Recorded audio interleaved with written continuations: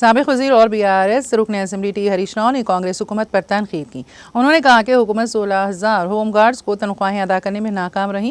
Home guards کی تنخواہوں میں تاخیر پر ہریش راؤ نے کانگریس حکومت پر تنقید کی اور صورتحال کو شرمناک قرار دیتے ہوئے ہریش راؤ نے ہوم گارڈز کو درپیش شدید مالی پریشانی کی طرف اشارہ کیا، جو مکان کا کرایہ، اسکول کی فیس اور روزمرہ کے اخراجات کی ادائیگی کے لیے جدوجہد کر رہے ہیں۔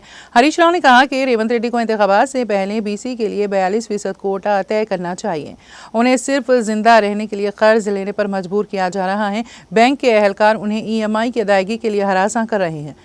انہوں نے سوال کیا کہ کیا عوام کی خدمت کرنے والوں کا یہی حشر ہے؟